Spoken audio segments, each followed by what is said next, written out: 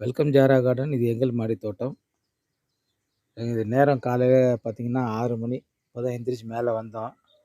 மேலே வந்தால் பார்த்தீங்கன்னா ஜாரா கார்டன் பார்க்குறதுக்கே ரொம்ப ரம்மியமாக இருக்குது. எந்த பக்கம் பார்த்தாலும் கிளிகள் சத்தம், குருவிகள் சத்தம், மயில்கள் சத்தம் பாருங்களேன். உங்களுக்கும் கேட்குன்னு நினைக்கிறேன். நல்லா இருக்குது, ஒரு சூப்பராக இருக்குது.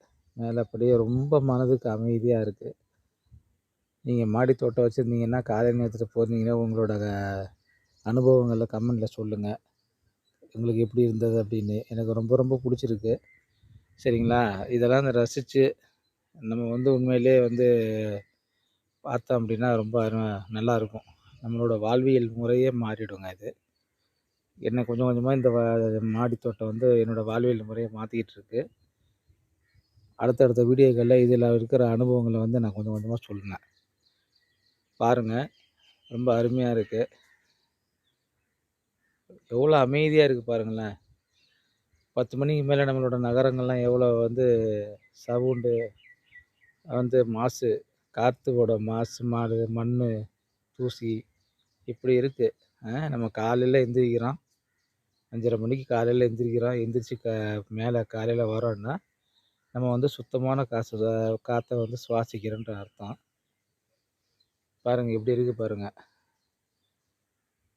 அப்படியே மாடி தோட்டத்தை சுற்றி காமிக்கிறேன். அதே போல் பார்த்திங்கன்னா மாடி தோட்டத்தில் என்னென்ன புதுசாக வந்திருக்குங்கிறத தகவலை சொல்கிறேன். பாருங்கள், வெற்றிலை வள்ளி கிழங்கு இப்படி இருக்குது பாருங்கள். வெற்றிலை கிழங்கு நல்லா அருமையாக வளர்ந்துக்கிட்டு இருக்கு. கொடி ஃபுல்லாக மேலே வரலும் போகுதுங்க பாருங்களேன். பாருங்கள், ஃபுல்லாக மேலே வரலும் போகுது வெற்றிலை வள்ளி கிழங்கு.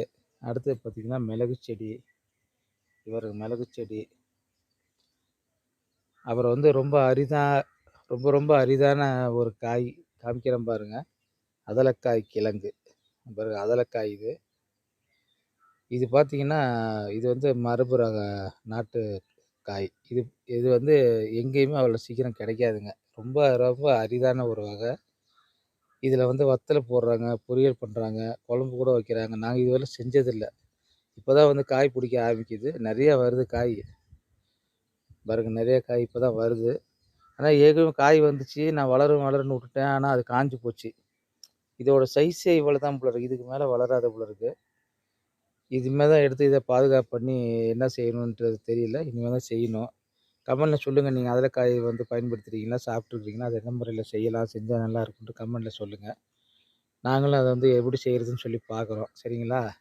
இன்னும் நிறைய அப்டேட் இருக்குங்க. டைம் இல்லை, அதனால் நிறைய அப்டேட் பண்ண முடியாது. இந்த வீடியோ பார்க்குறவங்க மறக்காம ஷேர் பண்ணுங்கள், லைக் பண்ணுங்கள், எங்களோட சேனலை சப்ஸ்கிரைப் பண்ணுங்கள்.